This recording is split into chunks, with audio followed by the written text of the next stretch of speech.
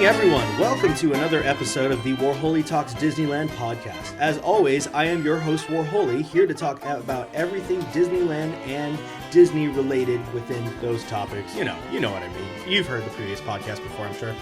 If not, hey, welcome to your first time. All right, to all who come to this happy place, you are always welcome.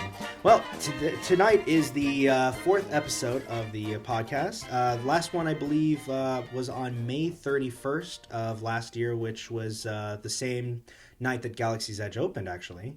Wow. Yeah. By the way, who's that? Wow, this is actually a special guest today. This is special guest and old-time best friend, Alyssa. Say hi, Alyssa.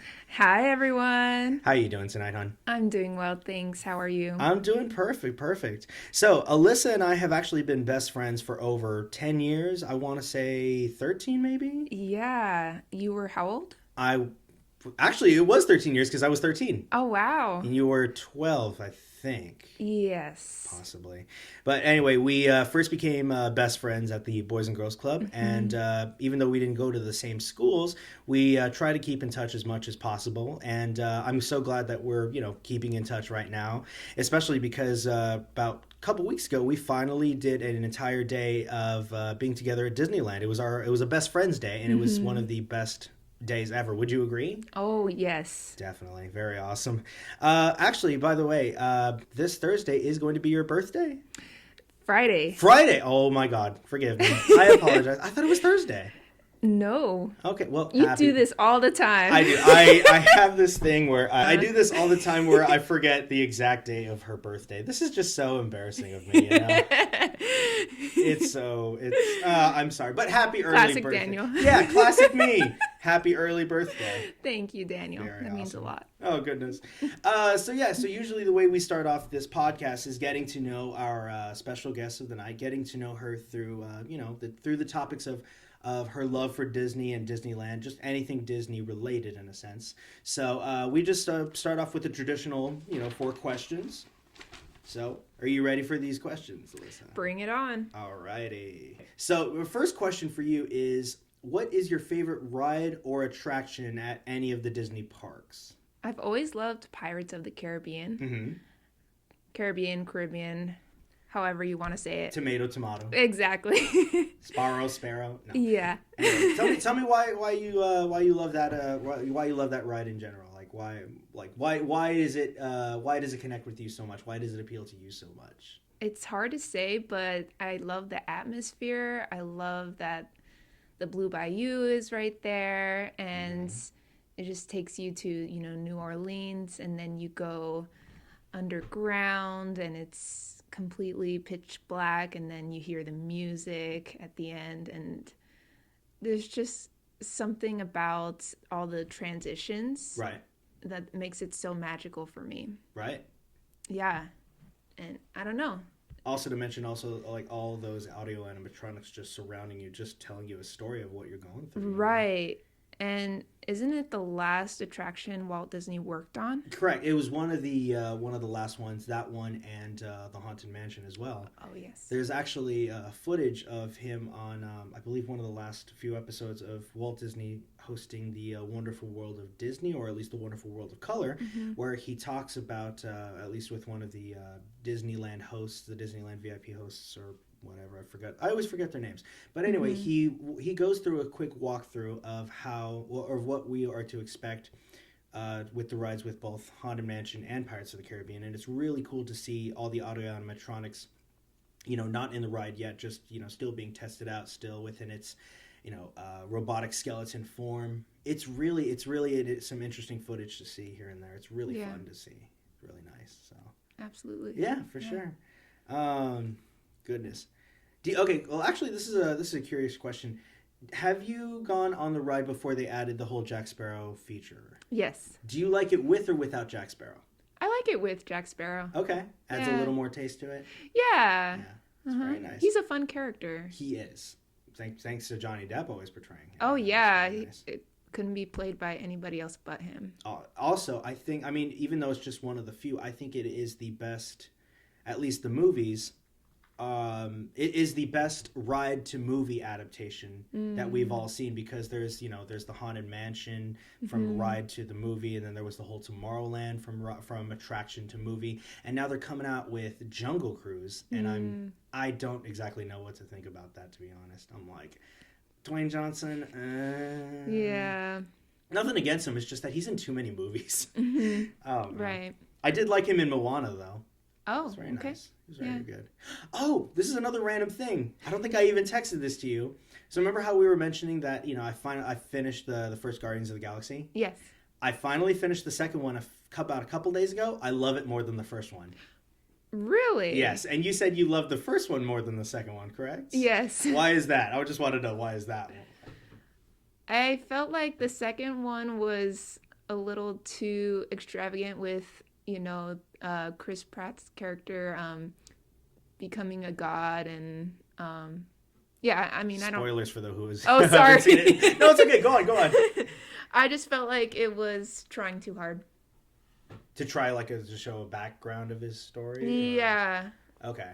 I mean, I can possibly agree with that, because even though I've seen some trailers a long time ago when Guardians of the Galaxy Volume 2 was barely being promoted out there, and from what I've seen, I'm like, okay, it's already spoiled for me that Kurt Russell is his long lost father or whatever, but I didn't know exactly much about the character. I just didn't know that he was a god. I thought he was just going to be some like space pirate villain or something. That's what I thought he was, or just a ruler of some like kingdom, and then he become evil. I already got the spoilers that he turned out to be evil, but I just didn't know the dad's background or the whole thing about it. The one thing that I think Disney did a good job on, but I felt weird with, was that when they showed at the beginning of the movie, when they showed like a young Kurt Russell, like that special effects, that hair was awesome, but it was just weird to look at him like just all young and shaved. It looked like an 80s Kurt Russell. But did you also know that Kurt Russell basically started out with being in Disney movies, and like back in I want to say the early 70s, late 60s? Oh no. And he was actually one of the last few people that Walt worked with. And from what I hear, I mean, it could be either a rumor. I don't know if it's like completely true, but Kurt Russell was one of Walt's last words to say before he passed away. I don't know the full context of it, but that's what I've heard. Okay. But no, it's really cool. There's also some footage, I believe, from 1970, where there was a special Wonderful World of Disney episode where it was hosted by Kurt Russell and the Osmond brothers, which was really funny. And then later on in that episode, they talk about it was basically them promoting the Haunted Mansion at the very end of the episode. It was a really fun episode. It's actually one of my favorites as well, even though not a lot of people like the Osmonds. I'm okay with them, but I just love that episode in general. So let's go on to another question. I was ranting on. I'm sorry. Your voice went a little high there. I did. My voice cracks. I'm almost 27, and my voice cracks all the time.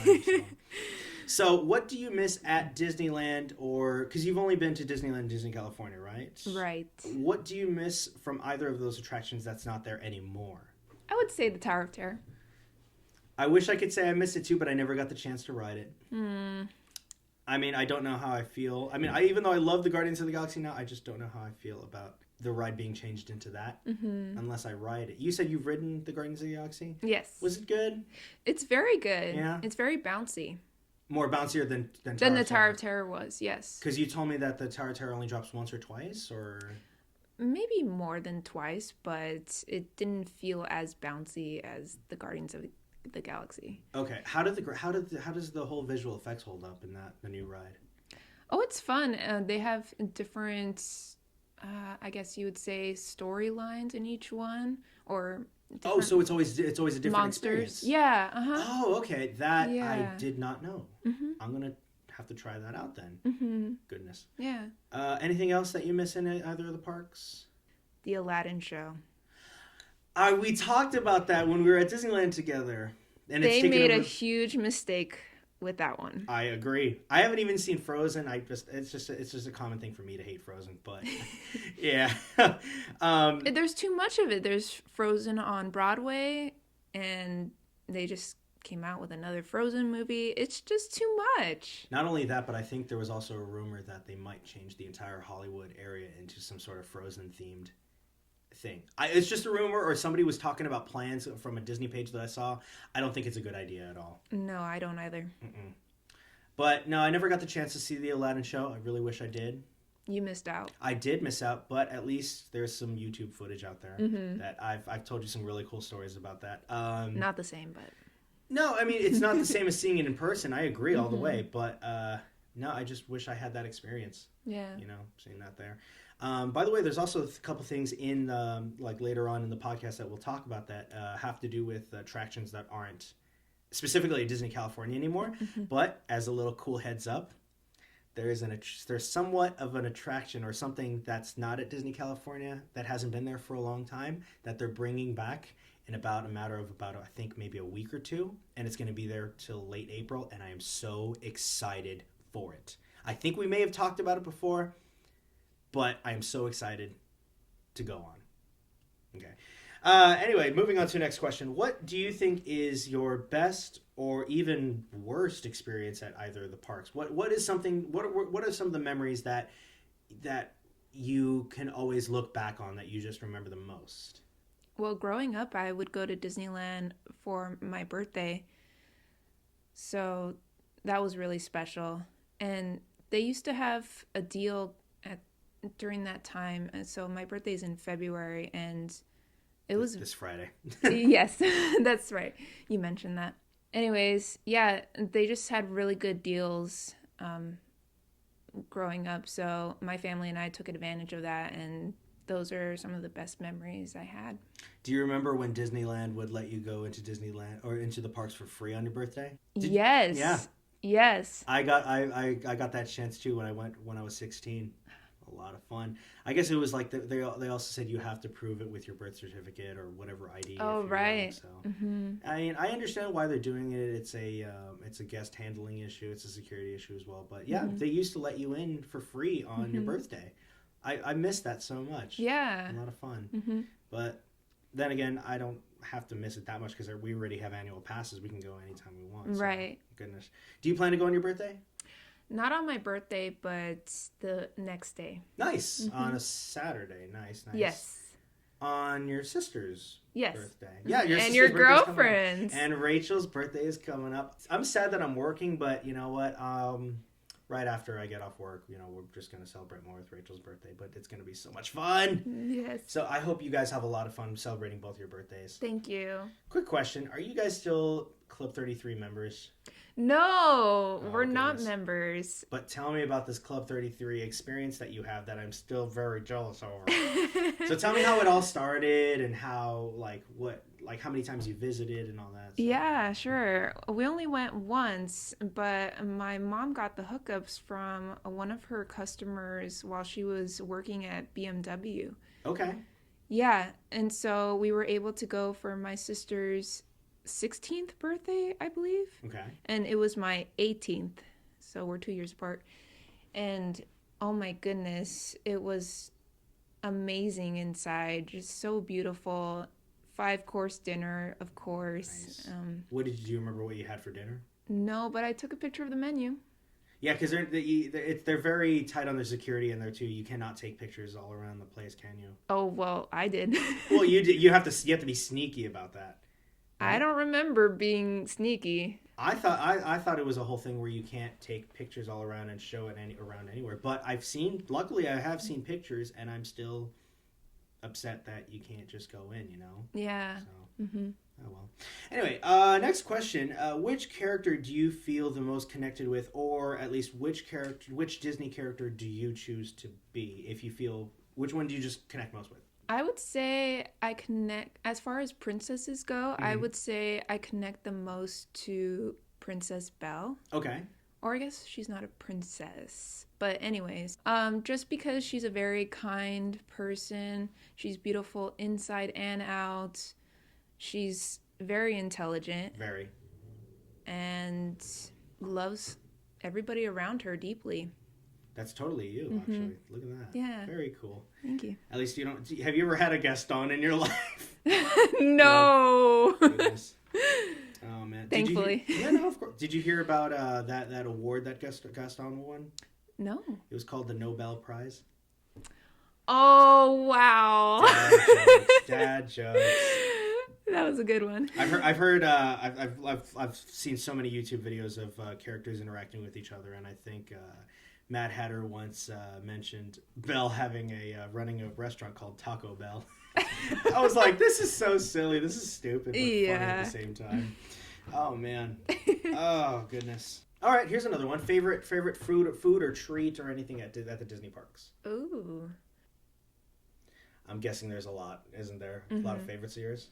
Yes. Which one do you think that you get the most out of the many times you visit? Growing up, my family and I would have lunch, early dinner, I guess dinner or lunner, whatever you want to call it. We would have dinner at this pink cafe with the, umbrellas. The one that's across from Jolly Holiday? Yes. Oh man, I always forget the name of that restaurant too, but I know exactly which one. And I think you have to reserve to get in, right? No. I thought you okay. Well, no, it's one of those restaurants that still has those Disney meet and greets. So, yes, exactly. So I always see Minnie Mouse over there, which is pretty cool to see. Yeah, But, exactly. How's the food over there? Like what about it is different from the other restaurants, or like what do they serve there? Yeah. So they serve fried chicken. They have pasta, salads, and I think they have pot roast. Ooh. Yes. That's pretty. Is it a sit down restaurant, or is it something that you just pick up at the counter and take to your table? It's a sit down restaurant. Okay, good. Yeah. No, I like that Jolly Holiday is not exactly that sit down restaurant kind of thing. But yeah. Definitely pick up. And that was our first experience doing that mobile order. Yes, it was. That was a lot of fun. I think that's going to be something I'm going to be doing for the next few times that I visit Disney parks, because that was when we realized it was very fast and efficient. Plus we got those free pins, those free buttons. It was very nice of that lady to give to us. For some reason, I feel like I should have ordered something else. I did like the sandwich that I got, but I feel like it was a little too rough on me at that time. So yeah, the bread is too. They toasted it. Yeah. It was crunchy. Yeah. So it was weird. I can tell you a Disney treat there that I don't like. What is it? You were there. You saw it. The stupid blue milk at Galaxy's Edge. Oh, yeah. Disgusting. For those that don't know, the blue milk is one of the newest Disney treats that you can have at Galaxy's Edge. Well, I mean, it's not exactly new, but it's at least one of the latest ones that they added at around the same time that they opened up Galaxy's Edge. And it's a beverage that you would see a few characters drink in a couple of the Star Wars movies. The last one I think I saw it acknowledged was in The Last Jedi, when Luke went up to those I don't even know what those creatures are, but he milked out that blue milk. It was just disgusting to look at. And then now that they added it as a Disney treat, I was always curious. I'm like, what does this taste like? Is it something like creamy? Is it something that can be equivalent to the butterbeer at the Wizarding World? And I've had a few friends already tell me ahead of time how it tastes. One of them says they can compare it to the Flintstones Push Pop ice creams. And it was a little funny to me because it's like, what do those taste like again? I haven't had those in so long, but I got the general idea. And then you spent $8 on a small cup of it. Yes. It all comes in one size though, right? Besides the souvenir cup that you can get it in. But I will say that was just the most disgusting thing I've ever had. I can definitely say it tasted like blueberry Pepto-Bismol. Disgusting. What were your thoughts on it? Yeah, it was interesting. You would think that it would taste kind of creamy because it looked like a Frosty. It did, yeah. But it tasted kind of tangy or citrusy, right? I got some of the tang in that. Yeah. It was weird. Yeah, supposedly it had rice and coconut milk, but we didn't taste any of that. Oh, rice milk. Yeah. You read the ingredients off of that. And I looked at the cup even worse. I was like, no. Now, I also expected it to be somewhat of like a vanilla milkshakey kind of thing. Right. But, for you spending $8, by the way, thank you for buying that for the both of us. Oh, absolutely. Because I knew that we were not going to have our own and just like easily down. We just wanted to taste it out, test it out and everything. But, for for us to spend $8, we could not just throw it away. We had to finish this down, and oh my god, Alyssa can vouch for me. I made the weirdest faces and weirdest noises while trying to swallow this down. I was like, disgusting. Didn't like that. Anyway, so we are going to take a quick break from here. We're going to move on to a lot more Disney California related topics, as well as talking about anniversaries and former Disneyland birthdays that we can discuss over this. But anyway, thank you so much for listening to the first part of the special episode for Best Friends podcast, of course. I'm Daniel. Alyssa. Alyssa's here, of course. And we'll be right back with you guys very soon, so stay tuned.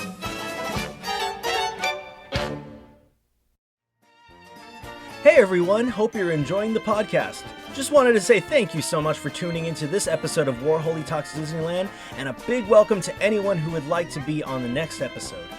You know, I'm always grateful for the people that have joined my podcast to talk everything Disney, but I'm always seeking new and fun Disney-loving folk who'd like to be a guest on the show.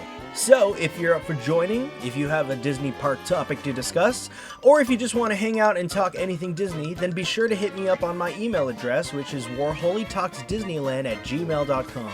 Once again, it's warholytalksdisneyland@gmail.com. I'm really hoping to meet more of you Disney fanatics. Thanks again, and enjoy the rest of the podcast.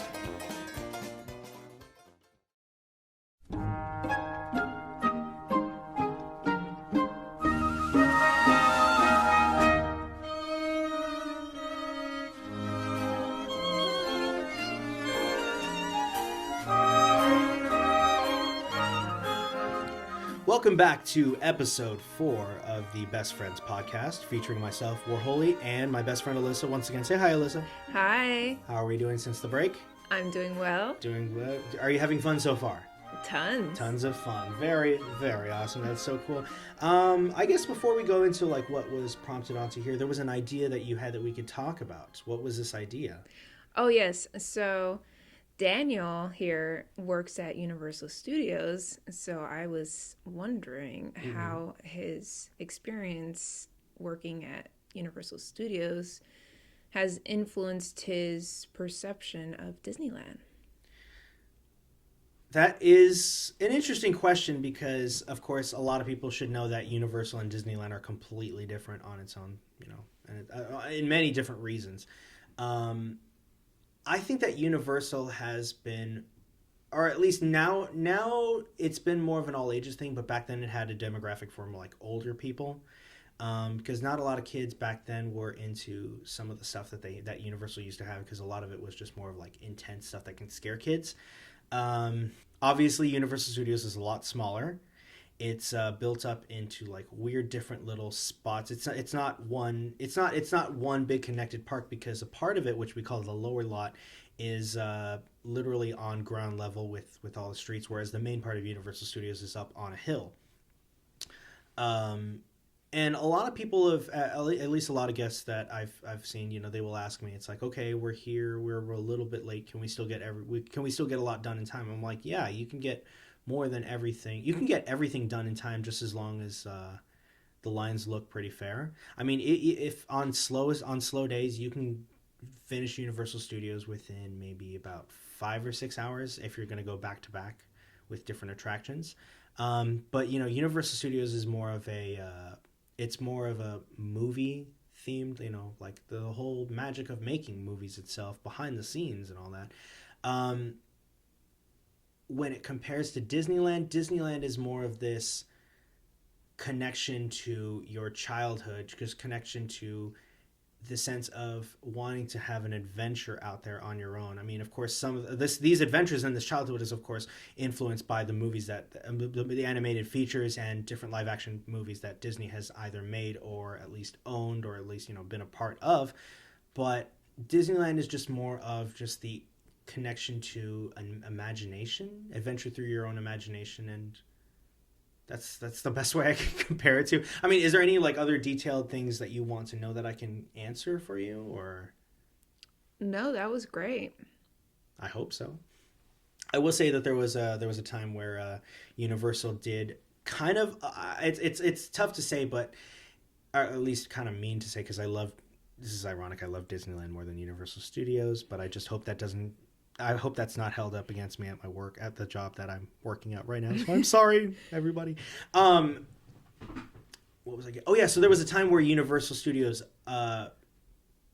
upped itself, or at least upped above Disneyland when they created when they were announcing to create the Wizarding World of Harry Potter, because everybody knows how big the whole story, at least the big Harry Potter movies and the books, came into this world. Like, everybody was just loving it. It became a massive franchise that Universal and Warner Brothers created this whole partnership to have the Wizarding World in both Universal Studios Florida and here in Hollywood, except that the Florida one is a lot bigger because it has 2 parks, whereas here in Hollywood we only have Hogsmeade and the Hogwarts Castle.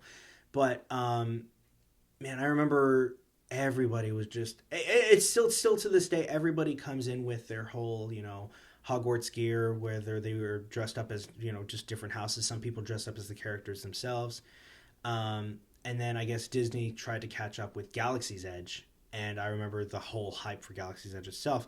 The only difference, I think, is that Wizarding World did a lot better with popularity and,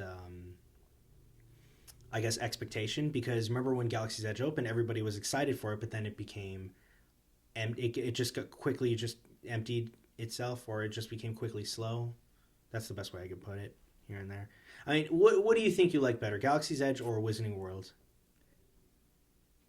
Personally, I like the Wizarding World more. I'm going to side with you on that. I love the Wizarding World more than Galaxy's Edge, and I love both franchises equally, but when it came to the Wizarding World, it felt like they had everything planned out perfectly. They had everything ready for us.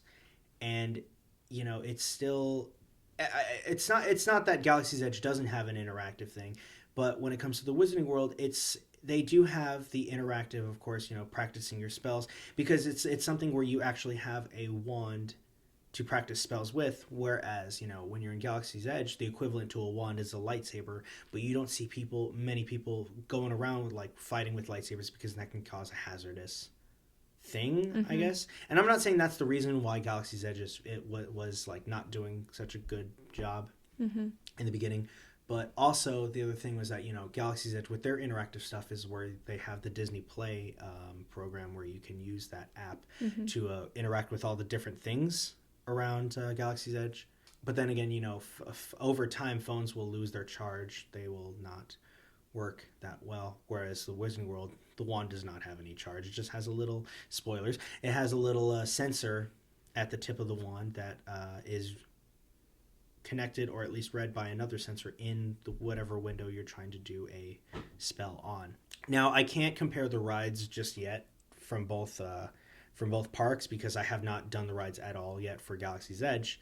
Rise of Resistance just opened about 2 or 3 weeks ago, right? And I still have not done the Millennium Falcon ride. I don't even know the exact name for that one itself. Everybody just calls it the Millennium Falcon ride. But I will say that they both stand equally when it comes to the whole planning and layout of the parks. Wizarding World did an amazing job with so many of their crooked buildings. There's so many of their their cobblestone walkways, as well as so much you can look inside the windows that have to do with what you've probably seen in the movies. As well as the Hogwarts Castle, it's like, even though it's not supposed to be as big as up to scale, they still did an amazing job of just at least replicated the entire Hogwarts Castle all around. And then with Galaxy's Edge, which is obviously a lot bigger than Wizarding World, you were there. You saw. I was just mesmerized by the entire layout of everything, even though we didn't go in the main entrance. It didn't bother me, but just seeing everything in full scale just really just made me go, whoa, this was just so awesome. Correct me if I'm wrong, did I get emotional when we were walking through? I was like, oh my God, did I do that? You did. Okay. It was worth it. No, I loved the attention, the detail. I love the grittiness, the dirt and grittiness that they made in Galaxy's Edge. It was a lot of fun to be in, even though we were in there for about maybe 15 minutes, about a little bit more or less. The layout of the Millennium Falcon and the building around it was just massive. The pictures that were taken of us were just incredibly good. Props to whatever cast member used the wide angle lens, because you got the entire thing down really well. I can't even remember the girl's name, but it was still a lot of, excuse me, it was still a lot of fun. Still a lot of fun to experience, just besides the blue milk.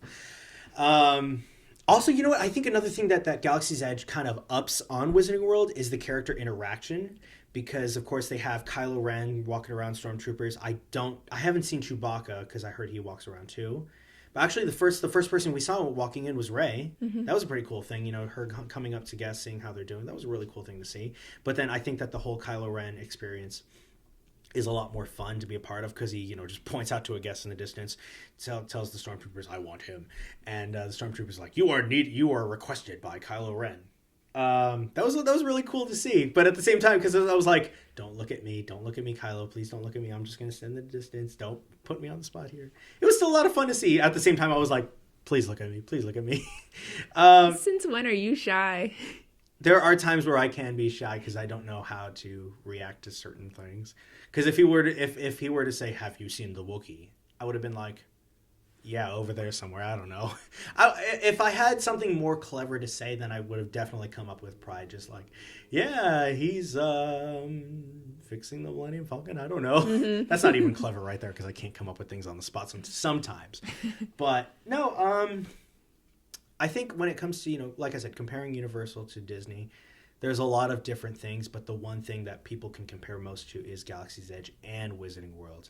Also, the other thing that one of the biggest attractions of Universal Studios, which is also my favorite, is the famous Studio Tour Backlot ride, which is one of the coolest things because, of course, first of all, it's how Universal Studios started. And it feels like, you know, it's literally a behind-the-scenes tour. So you just get on a tram and it takes you through the whole backlot of, like, these movies were made here, or these are how these special effects are done. And of course, some of the buildings that you go into are interactive when it comes to like King Kong or Earthquake. Spoilers once again to those who haven't been on it. But and Fast and Furious. A lot of people don't like Fast and Furious, but I thought it was okay. The projections were all right. But then, you know, Disney did not have that, and they tried to make their own version of it at the when it used to, at Disney World, when they used to have MGM Studios, which is now the Disney Hollywood Studios, I think. But they tried to do what Universal did not work that well. I mean, it was in operation for a while, but it just did not hold up the way Universal did. So it's somewhat of an equal thing that you know, Universal has up against Disney and what Disney has up against Universal. It's very different and equal at the same time. I will say that. How do you, well, let me throw it back at you. How do you think you can compare Universal to the Disney parks? Universal is smaller, so you can do everything in less than a day. Yes. So that's the downside. They're both based off of movies, and it's nice to see the behind-the-scenes stuff at Universal. But, right. Yeah, I mean, it just doesn't really grab me as much as Disney does. Right. I don't know if it's because of the characters. I don't really resonate with the movies that Universal produces. Right. Like you said, a lot of it is horror films. Jaws. What else? E.T. E.T., The Mummy. We had Terminator for a while. Oh, right. I remember the Terminator attraction. That was a lot of fun, the Terminator attraction. Transformers? Transformers is still there. I don't even remember if that is Universal owned or not. I mean, it could be. Mm-hmm. Do we mention The Mummy and Jurassic? Jurassic, yes. That's another thing. I know that, like I said, this is supposed to be a Disneyland podcast, but then it comes to Universal Parks. We can throw out a mention. Yeah. I don't know. You have not been on the new ride yet, have you? No. Okay. Was your last visit the one where we all hung out together? Me, you, your sister, and the other person? I believe so. That was the last time? Uh-huh. Okay. So then, yeah, Jurassic Park, the original ride, was still in operation around that time, I think. But I will say that I don't like the Jurassic World that much ride, at least the ride, you know. The Jurassic Park, the original one, had a lot more to offer to us. It had a lot more practicality to it, even though a lot of things did break down in there. But it was just, I think there was still a lot more to see in the new, or it is a lot more to see in the old one than the new one. So Oh well. But no, it's like, like you said, that a lot of Disneyland, just like Universal, is based off of movies. But Disneyland focuses more on the whole whimsical charm Right. of adventure and characters, whereas Universal focuses on the Thrill of, or at least the making of the movies and how you can interact and be part of that, in a sense. Right. So, oh well. And it's just as expensive, and just people are turned off by that. People are always going to be turned off by price no matter what, and the other thing is that sometimes, and it gets to me, is that sometimes when people pay a lot of money, some people will act entitled, thinking that they should get more than what they paid for, and they'll complain about different prices of what is it they complain about prices of either food, merchandise, here and there. But it's like, what people have to remember is that no matter what, a theme park is always going to cost a lot of money no matter where you are. That's just how business is done. And if prices were cheaper on everything, especially for tickets, then like, think about this. If prices were cheaper, then bigger crowds would be coming into the park. So I think it's just a crowd control thing, which I don't agree with prices, but I agree with their method of trying to control crowds coming in, if that makes sense. It does. It just doesn't seem like Universal has a very big crowd.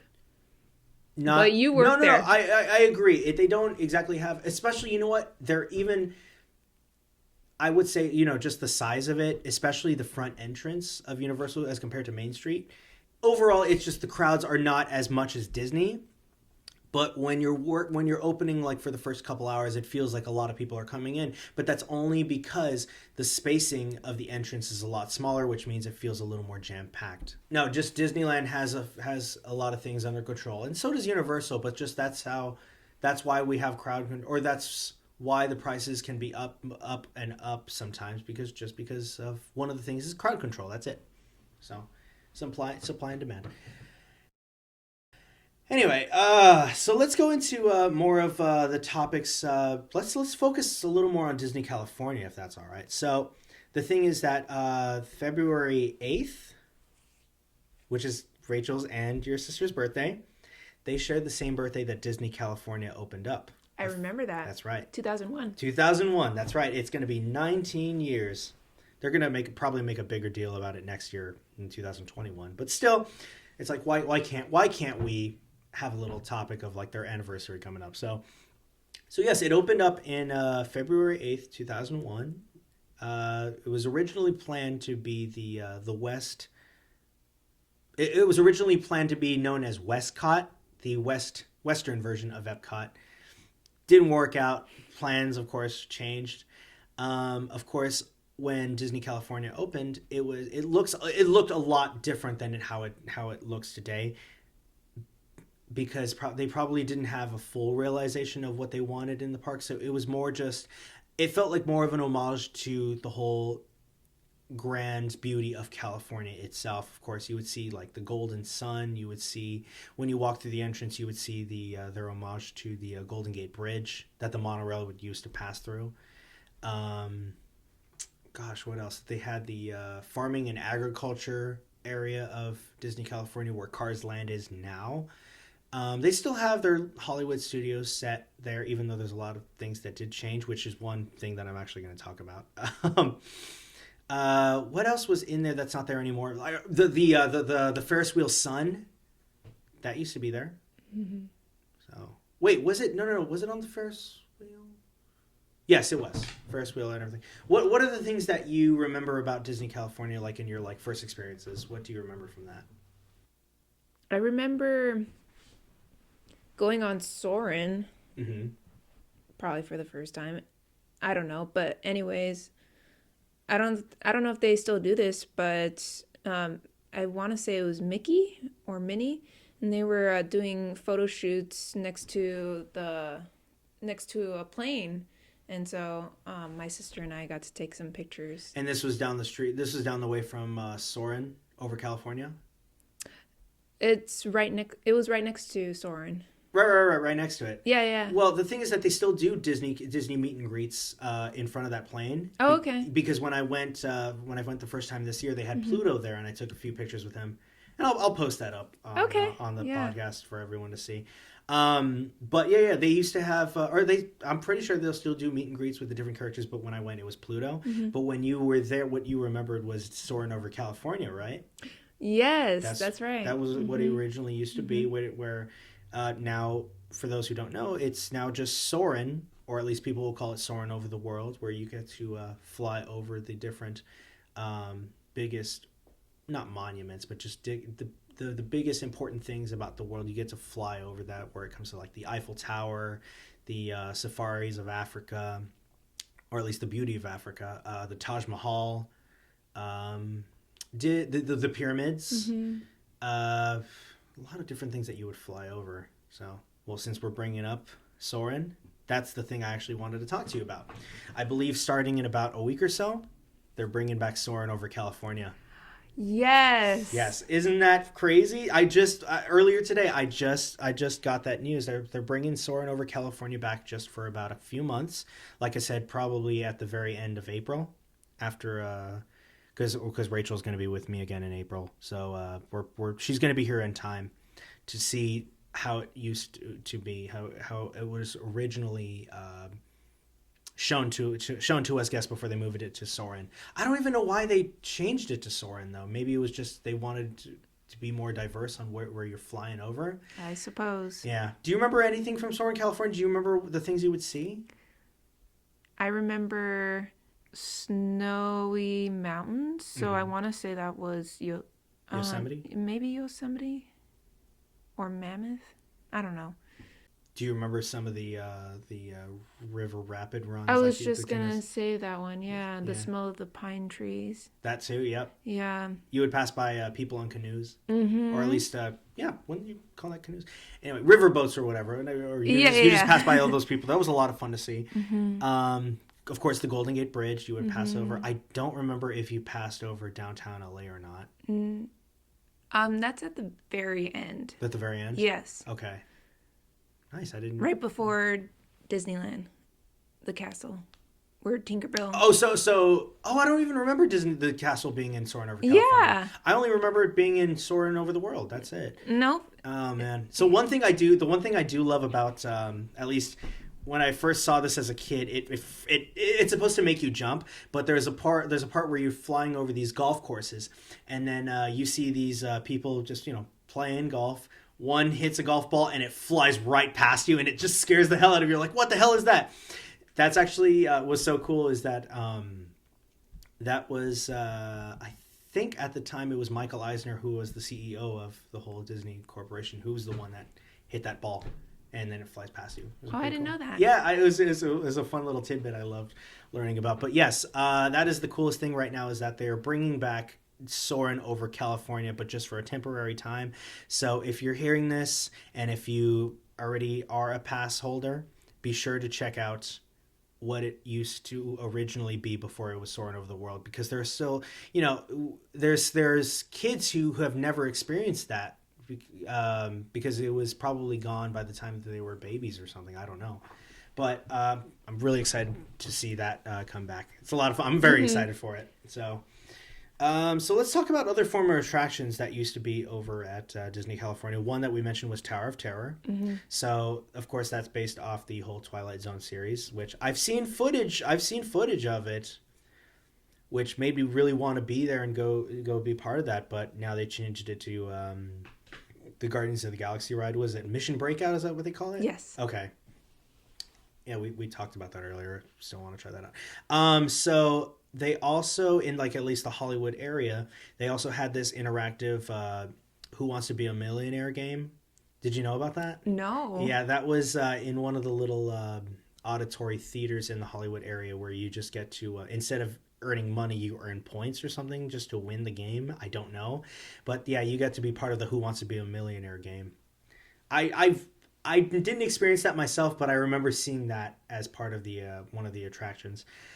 Still in the same area, so the Animations building which is one of my most favorite buildings of the world because of all that, or one of my most favorite attractions of Disney California. All the projections in there are just so beautiful. I can never get over it. And you could, spend a good, 30 minutes? Mm-hmm. A good 30 minutes in there. But there used to be a couple attractions in that area that are not there anymore. And one of them was called the Art of Disney Animation Show. I don't remember it. I think it's just called Art of Animation now, but it used to be called the Art of Disney Animation, where it was, I believe you would go into this little theater, and there was a little stage with what looked like just a simple animation room in a Disney animation building, and a host would come out and saying, it's like, welcome to the the Disney the Art of Disney Animation. And then there would be like a couple TV projection screens behind him saying, it's like, of course all these characters here and there, like our famous characters, like this one, Mushu, and they show a footage of Mushu. Do you remember this by any chance? No. Okay, this is something I remember as a kid, and I think it still goes on in Disney World, but it's like you see there was a scene of Mushu going, it's like, dragon, I'm not a lizard, I don't do that tongue thing, and of course his tongue would stick out, and then they would just hold it to a still frame, and of course the animator would talk about, so yeah, this is part of the movie. I think he throws in a joke, and then Mushu comes to life, and he talks to the host of the show as if he's talking to the entire guest, so it feels like he's really there interacting with everybody in real time. It was really cool to see. It's on YouTube. You guys got to go check it out. It's so hilarious to watch. It just talks about like the whole history of course him, of how the history of Mushu came to life, and how the animators progressed on how to make his character. It was a lot of fun to watch. Really cool stuff. And as a kid, when I watched it as a kid, I was like, oh my god, Mushu's really there talking to all of us. This is so cool. I'm having so much fun. And I think I was like maybe 10 at the time. But yeah, that used to be there. That's sadly gone now, just over at Disney World. Also in the same building, there was this, I want to say it was connected with the same rooms that would have the Beauty and the Beast library, where Lumiere predicts your character. One of the rooms that I think may have been connected into that same area was this place called Ursula's Grotto. Do you know about this? Yes. Okay, so for those that don't know, Ursula's Grotto was this very fun interactive room where you get to, I guess there was maybe about 4 or 5 what looked like caves.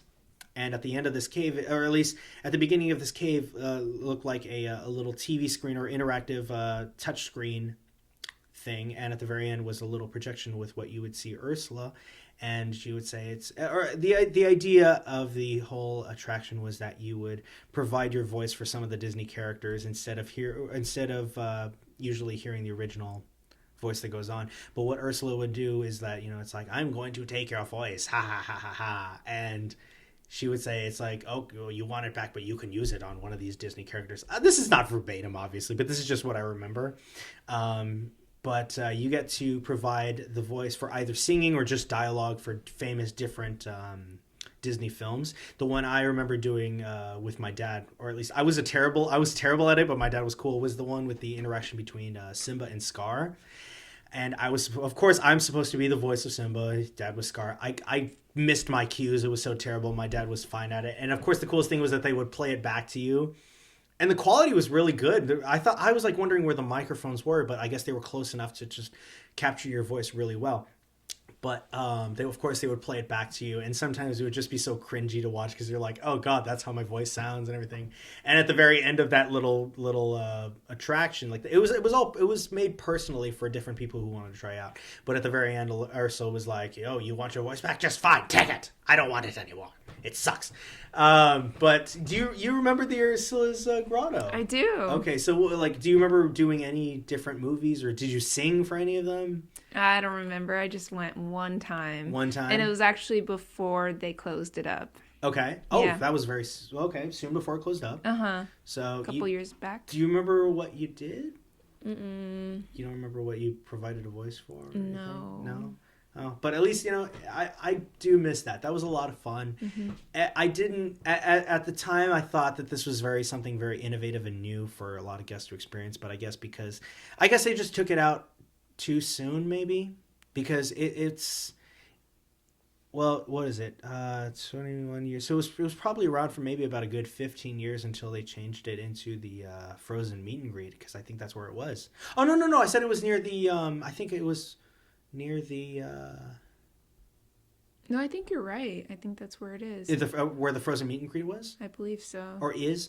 No, I thought for some reason I used to think it was connected with the whole Beauty and the Beast library, or at least around that area. I don't know why, but I thought it would be. Oh goodness, yeah, but that's one attraction that I do miss. One big area that they took out maybe last year or 2 years ago was a Bugs Land. Oh my goodness. Do you remember how fun that place was? Yes. It felt. Oh, go on. What I was just gonna say I loved the show they had there. It's tough to be a bug. Yes. That was a lot of fun because it was a complete 4D experience, and I think this is when it predated the Shrek 4D at Universal Studios. I think so, but I could be wrong. Whoever wants to correct me, feel free to. But no, that was the fun 4D experience where you get to see. I don't even remember what the show was about, or at least what was the plot of the show. I just remember what we experienced as kids, where it was just different bugs, whether on the screen or really like actually there in front of you. Sometimes they would throw farts or little fog machines here and there. And the funniest thing about it, at the very end of the show, there was these, in every little seat, there was this tiny hole. Do you remember this? Oh, yes. Okay. At the very end, it's supposed to be, the show is ending, and apparently bugs were sitting with you at the same time. And there was these little holes at the very end of, or not very end, but it's like where your butt would meet the chair, or your butt and hip would meet the chair. And I guess they would throw out little air compression, or just throw little bits of air at you to make it feel like bugs were passing under you. And at the time, I remember when I went to go see it when I was little, a lot of the people, especially the girls, were freaking out because they thought what the heck was that under my butt? Uh-huh. It was just bugs passing through. It was so funny to see. Oh man, that was a ton of fun. Yeah, that's gone, sadly. That and the few of the rides that they had there, which it felt like it was more for younger kids, which was fine. But it was just the way they set it up, the decorations and everything. It was really nice to see. Yeah. Of course, they closed that down now because I think that's going to be part of the new Marvel expansion, the Marvel Universe expansion. As far as I know, I don't know what to think about it. Nothing against Marvel. I don't think that Disney should have bought Marvel. I don't know. I'm not excited for this whole Marvel Universe thing going on. So the other thing that they used to have there that was next to Bugs Land was this. I guess it was an homage to the Disney or at least to California's agricultural thing. And I swear, I wouldn't be surprised if it was the most boring place ever, but they were trying to recreate what looked like a farm. And it was like, you would pass by these different crops of either corn, maybe carrots here and there. I don't know if they were real or fake, but they looked pretty convincing. And in the middle of all this, there was what looked like a shed at the very end. They had a few different interactive things they would teach you about the history of agriculture. Fun for kids, right? Not really, that was sarcasm. They had an actual tractor in display and everything, and then at the very end you would meet Mickey in a farmer's outfit. I have a picture of this somewhere that I have to post, but there was a picture, or there was, I don't know if it was Minnie as well, but just I remember Mickey being in this farmer's outfit. I think a straw hat. He was definitely in overalls, and we had a picture with him and everything, but that was completely scrapped out for Cars Land. That's where Cars Land is now. Radiator Springs, my bad. Radiator Springs is there, and I think that was a wonderful addition to Disney California. That was a lot of fun. I right? agree. Yeah. What else? Before Incredicoaster was California Screamin'. Did you like? Okay, I know we love Incredicoaster, but did you also like California Screamin'? I did. Okay. It was mainly because of the music that they played. Of course. Exactly. The coaster was fun, but it's just without music, it wouldn't have been that fun, maybe. Yeah. I mean, it's just a regular coaster. It is just a regular coaster, but then Incredicoaster made it a lot more, not interactive, but you just felt like you were part of this adventure, which was a lot more fun. But then back when it was California Screamin', all that I remember that they made it just special was just the music, which was both a mix of carnival music and rock and roll. Right. And I only got to experience that once in my life. That was a lot of fun soon before they closed that down for Incredicoaster. Of course, the Sun Wheel, which is now the Pixar Ferris wheel, which I have yet to ride. It's still scary. I thought you were going to say something. Really, Daniel? She's giving, for those that are just only, everybody's listening, but Alyssa's giving me this look like, why haven't you gone on it yet? It's because I've been on the Ferris wheel before, but only the cars that stand still. What do you call those things? You can find those anywhere. Yes, you can find those anywhere, but what Disney California did, you don't see it. You barely see it anywhere else. I haven't had the chance to do it yet. I don't know when I will do it. Probably when the lines are short. She's still giving me this look like, come on, Daniel, why? You're a big boy. I am a big boy. I can handle this. So the last attraction that we can talk about that is not there anymore is one that I mentioned to you earlier. And I believe it, like I said, for those who want to correct me ahead of time, totally go for it. But I remember this ride being the one ride that was in operation the least amount of time. I want to say maybe less than a year. And it was one called Superstar Limo. Now, Alyssa has no idea of what it is. Where was this Thank ride? goodness you don't know about it because it was just terrible. Thank God I didn't ride it either, but I've seen the footage for it. It just looked so dumb. So where Superstar Limo used to be is where Monsters Inc. is now. And it makes sense that the Superstar Limo used to be there because it was part of the whole Hollywoodland experience.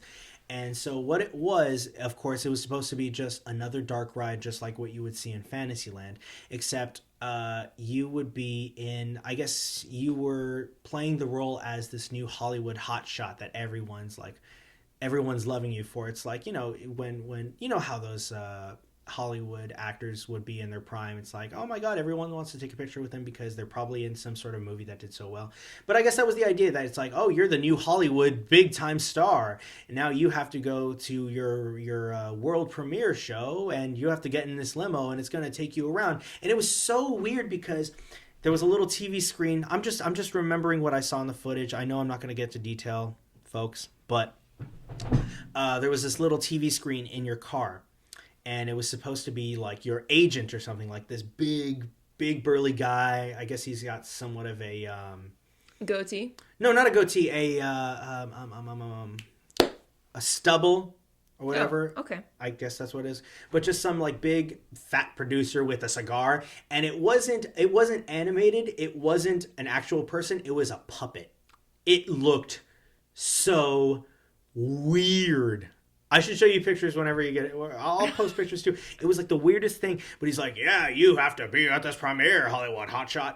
And the other thing is that you have to go through like these, at least in the dark ride, you go through these different famous areas of like at least either the Hollywood or Los Angeles thing. And the thing about it is that each room that you're going to had what was supposed to be some famous Hollywood person at the time. So what I remember, and even, you know what? They weren't animatronics. And they weren't, it was just, oh God, how can I describe this? Think of Jackie Chan. Think of Jackie Chan in like an action pose, but the whole thing is made out of wood, and neither its face nor its body movements move around. The whole body is just moving around by some rod that it would hold in. This is just speculating. This is what I possibly remember, but it wasn't even like, at the time, it wasn't even like a lot of big Hollywood people. So I remember they had Jackie Chan, they had I think Antonio Banderas, they had what was the host's name of Who Wants to Be a Millionaire? Regis Philbin. Regis Philbin was one of them. Didn't make sense. They had Drew Carey, they had Whoopi Goldberg, they had what were some other ones that they had? Oh, Tim Allen. It was like, it kind of made sense, but at the same time, it just felt like a weird combination of actors. And like, you see Tim Allen at like some, like you're passing by some comedy club and you see him on the stage or whatever. Drew Carey's holding out Hollywood maps to people's homes. Forgot what Whoopi Goldberg was doing. Jackie Chan of course looked like he was doing some sort of stunt. And the ride didn't hold up that much because it was just so boring. It looked really boring for a lot of people, and it lost a lot of its attention very fast. The footage is just so weird to see too. But the other so the other original idea for it was supposed to be like every room that you were in, apparently you were oh no, the idea was that you were supposed to escape from the paparazzi. Okay, it's like, oh, the paparazzi's after you, let's get away from these guys, let's go. But that original idea was scrapped because when Disney California and the rides for it were being planned out, this was probably like the early to mid 90s or so, because they had so much to plan out way ahead of time. So once again, the original idea, I think, was that paparazzi was chasing you, and it was just like a whole car chase throughout these different things. But that idea had to be scrapped because of the unfortunate tragic crash of Princess Diana. Do you remember? Do you know the whole story? Of course. Yeah. Of her, I think it was her being chased by paparazzi and everything. And so if that original idea was to be come into the ride, a lot of people would have thought it was like some sort of disrespectful homage or something to the whole tragic death of Diana and of Lady D. And that idea was just scrapped for that obvious reason. And it was a good move, but the ride still sucked ass. Now, when they scrapped everything down to make it for Monsters Inc., have you ridden the Monsters Inc. ride? I have. Is it good? I like it. Okay, I still haven't had the chance to ride that one. Yeah, you're kidding. I'm such a big Disneyland fan, but there's a lot of Disney things I don't experience. Yeah, she's giving me the whole shaking my head thing. She's doing whatever. I deserve that look. I get it. I deserve the shameful look she's giving me, the look of shame or whatever.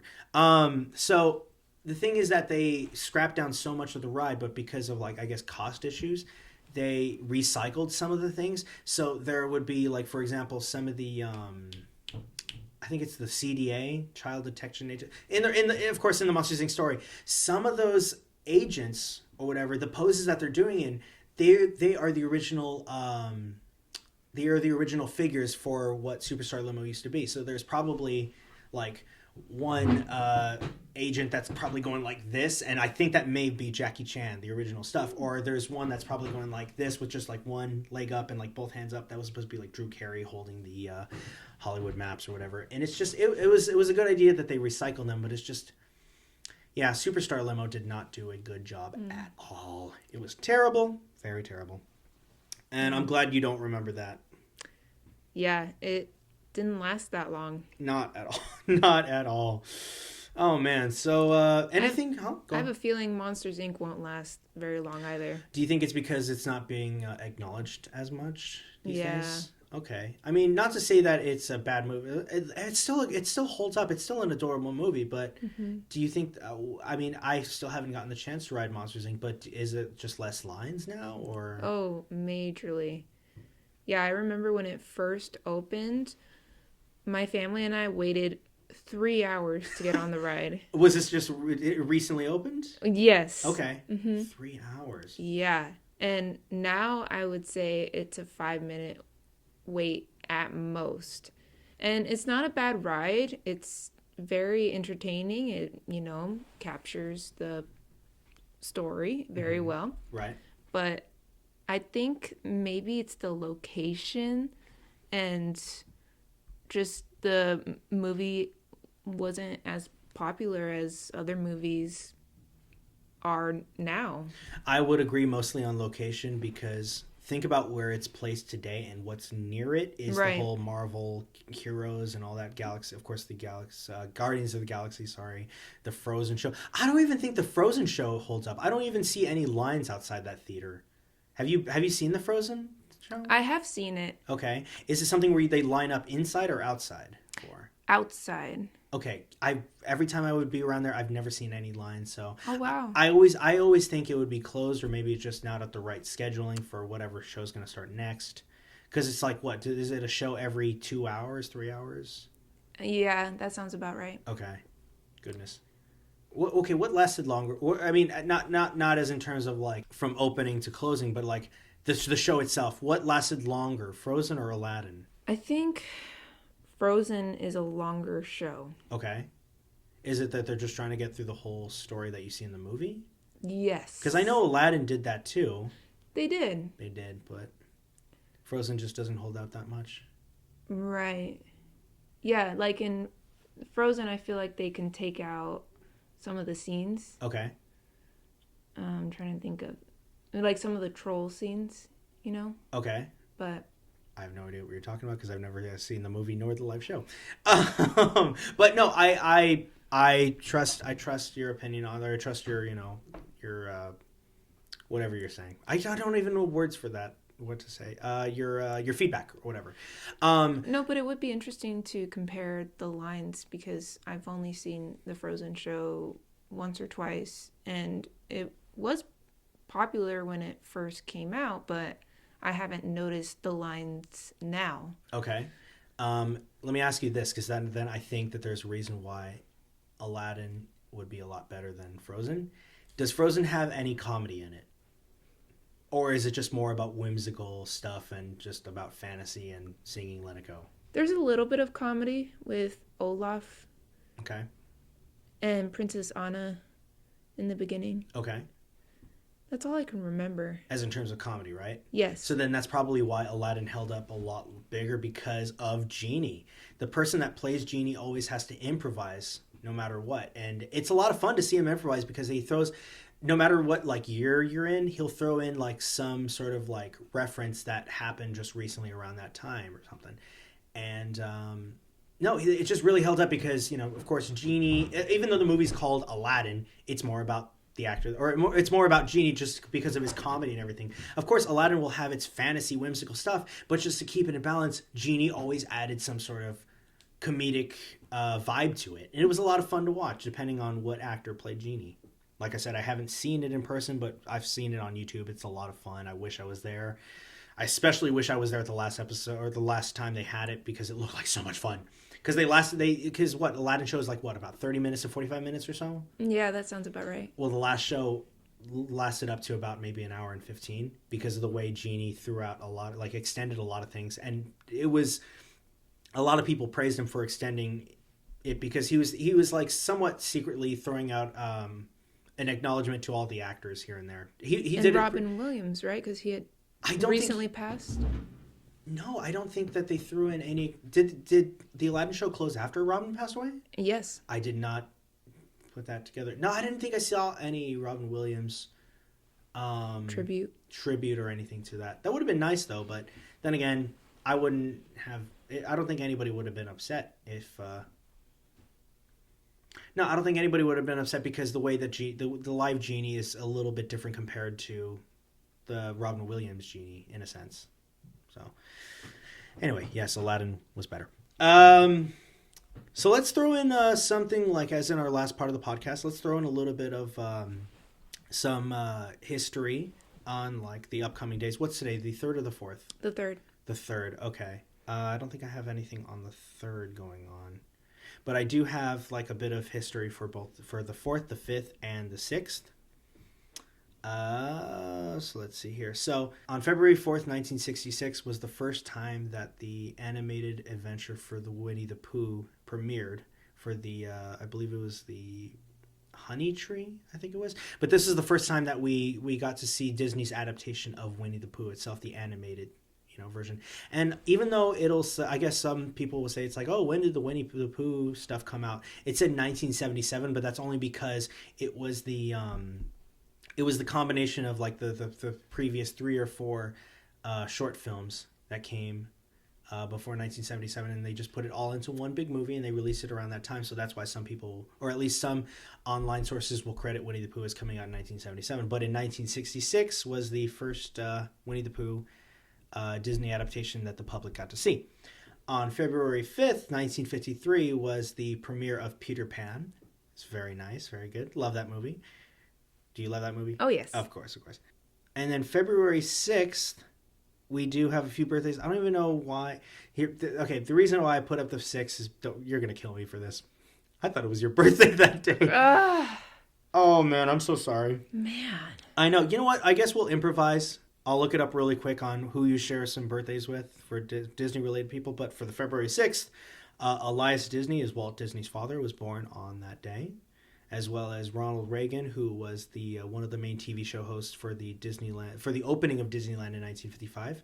So, of course, you knew he was an actor, though, right? Yes. Okay, so, and he was also a news host, especially a host for the whole opening of Disneyland. Got to show it's like the different new things that people got to see on TV. He was one of the hosts for that. Thurl Ravenscroft, who a lot of people will, I guess, know as Tony the Tiger, but of course he was a big legendary figure, a Disney legend in a sense, because he was one of the voices for the parrots, or at least the birds in the Tiki Room. He was the lead singing head bust in Haunted Mansion, the one whose head is on the ground. He's the one with the low, deep voice. I could go on more to him, but let's talk more about who was born on your birthday, because I got that wrong. Forgive me. I've known this guy for 13 years now. And I always forget your birthday. Hey, you know what? At least I remembered last year, even though it's nothing compared to all the other years, but still. Okay, so let's see what happened on February 7th. Just think of lucky number 7. That's true. I got to think about that. Dang it. You're a lucky guy to have. Okay, Disney's animated feature film in 1940. Disney's animated feature film Pinocchio premieres at the Central Theater in New York City. I don't even think that was the first day it opened, but still. Disney's feature. No way! You share the same birthday as Wayne Allwyn. Oh my god. Oh my god. Yeah, the name doesn't sound familiar. No. But his very important role in the whole Disney universe is very important. He was, before our modern guy today, he was the previous voice for Mickey Mouse. He was the voice of the Mickey Mouse that we grew up with. Overall, you share the same birthday as Wayne Allwyn, which is very cool. Oh my god, I'm jealous. But yes, he was the third official voice for Mickey Mouse, the Mickey Mouse that you and I grew up watching on TV. Wow. Which is pretty crazy stuff right there, Have you ever seen any of the Mickey Christmas episodes? I think it was like Once Upon a Christmas and Twice Upon a Christmas. Yes. That was Wayne Allwyn's voice as Mickey. Aww. And sadly, he passed away about, I want to say, 2009 actually. Oh God, it's been a little over 10 years since he passed away. But here's some other really cool history about Wayne Allwyn. Is that he met a very special lady by the name of Russi Taylor at the Disney Animation Studios, and of course, them getting to know each other, they fell in love and everything. But do you want to know how Russi is involved in the Disney and in the whole Disney animation and Disney legendary stuff? She's the voice of Minnie Mouse. No. Yes, she is the voice of Minnie Mouse, and when they brought her in, of course, when they started working together, they realized that they had this really cool bond friendship and everything. They had a really cool friendship. They would hang out so often. Then they fell in love with each other and got married. And Russi Taylor was the voice of Minnie Mouse until I believe last year when she passed away. And this was very sad for me because, of course, it was the Minnie Mouse that we grew up with listening to. It's like everything that you saw Minnie Mouse was all Russi Taylor. And including the modern day Mickey cartoon series. I've loved watching this series because it's so hilarious. It brings the characters more into a comedic realm that we haven't seen them before. Anyway, but yes, she was the voice of Minnie Mouse for a long time until last year. And there's still I'm not saying that they should be rushing into this, but there's still not a replacement for the voice of Minnie Mouse because Russi was the one that everyone was so used to. Yeah. And now they are, she passed away, and now they are buried next to each other in Forest Lawn, Glendale, which I still have yet to. I have to visit their grave sites, but they are. But I know that they are buried very close to Walt's grave or Walt's little monument that I've been to before. I just have to go next time for Wayne and Russi. But yes, you share a birthday with Wayne Allwyn. That is super I'll take cool. that. Yeah, no, take that with a grain of love. I don't know. With a grain of love. People say grain of salt, but I'll just say grain of sugar. There we go. A spoonful of sugar. How did I not think that? Take it with a spoonful of sugar. I'm gonna use that. I'm gonna give you credit, but I'm gonna use that. That is pretty cool. Well, it seems that we are now at the end of a lot of topics and everything over at the Warholy Talks Disneyland podcast. Alyssa, did you have a good time? Oh yes, thank you for having me. Thank you for coming over. I do hope that you come again next time for another podcast. This was a lot of fun. Will do. We have a lot of different things that we need to talk about that we haven't talked about yet. We'll talk about that next time. It'll be a lot of fun. But thank you so much. Stay tuned. Yeah, of course. Stay tuned for the next episode. But thank you so much, everybody, for listening on to the Warholy Talks Disneyland podcast. This was episode 4, recorded on February 3rd of 2020. Happy early birthday, Alyssa. Thank you, Daniel. Happy early birthday to your sister and to my wonderful girlfriend, Rachel, who will be back in April and hopefully, well, not hopefully, but we're planning to be in Disneyland once again in April, of course. But thank you, everybody. Thank you for tuning in. Hope you have a wonderful day, and hopefully we'll catch you on to the next podcast, which I hope we will be recording soon. Have a good night, everybody. Have a wonderful time, and visit Disneyland and all the parks. Bye!